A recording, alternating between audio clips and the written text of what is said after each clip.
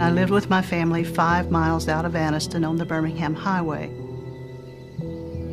I was 12 years old at the time.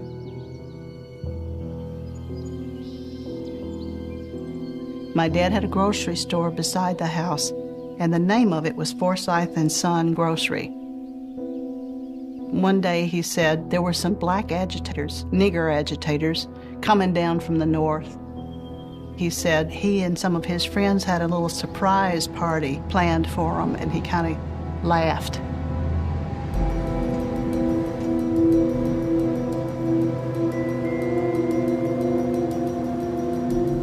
As we entered the city limits of Anniston, we could see the bus station. Looked like at least 200 people were around the bus station, all men. They were calling us all kind of names, nigger lovers, communists. Come on out and integrate Alabama. We dare you to do this, we dare you to do that. The men began to come closer and surround the bus completely. They were saying, let's kill these niggers on this bus and these nigger lovers.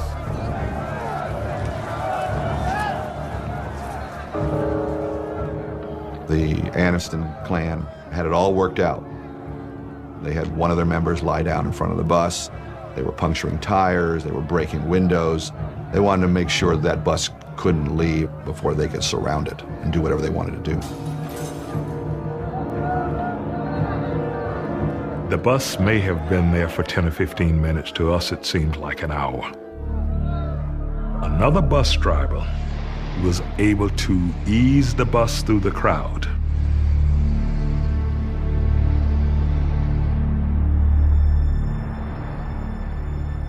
At first, there was a feeling of relief because we were getting away there, we thought. But this car that was in front of us kept dodging from side to side to keep the bus from getting by. Eventually, we heard that sickening sound of tires going flat. We're now in the hands of this mob.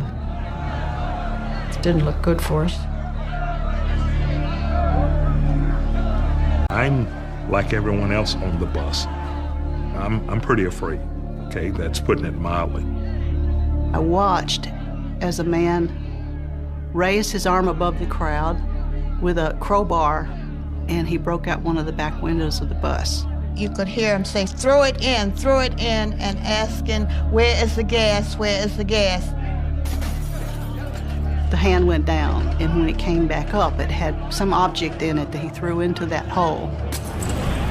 And there was immediate flash fire on the bus. Pretty soon, the whole back of the bus was black. You couldn't even see in front of your face. So I ran up to the front of the bus, and I tried to open the door. Only thing I could hear is, let's burn them niggers. Let's burn them niggers alive. At that moment, the fuel tank exploded. I heard somebody say, it's gonna go, it's gonna go. And they ran, and that was the only way we could get that door open.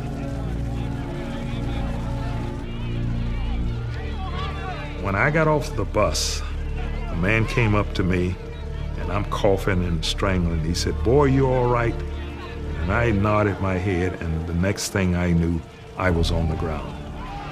He had hit me with part of a baseball bat. As I'm getting up off the ground, 4 or 5 guys coming at me again. And this is when I see the highway patrolman. He pulls his gun, and he fired in the air. He says, okay, you've had your fun. Let's move back.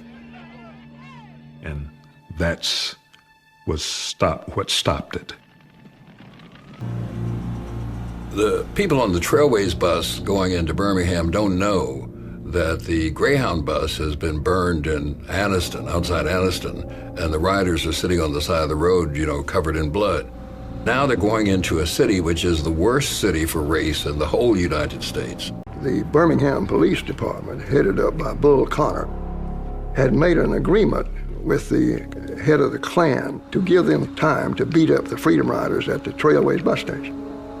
My instructions were from the Birmingham Police Department that the Klan organization had 15 minutes, quote, to burn, bomb, kill, maim, I don't give a goddamn. He said, I will guarantee your people that not one soul will ever be arrested in that 15 minutes. The Klan had put out a fiery cross summonses, which means people from all over the different states were to come.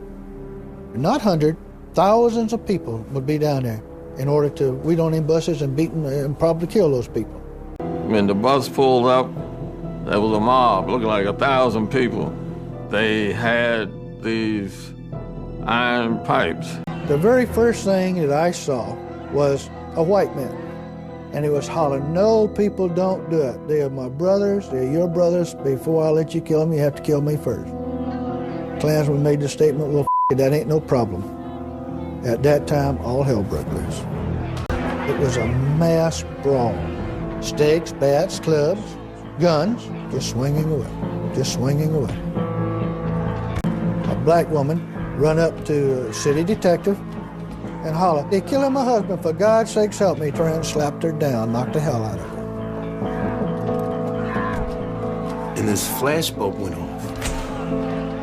I believe that flashbulb may have saved my life because they turned on a report. They knocked one man, a white man, down at my feet, and they beat him and kicked him until his face was a bloody red pulp. The police did not arrive at the scene until 10 minutes late, when these men had, as if on signal, dispersed and had gone further down the street, where I saw some of them discussing their achievement of the day right under the windows of the police commissioner's office. The notion that just for the attempt to sit on the front of a bus that you could risk your life, that people could try to burn you to death was incredible.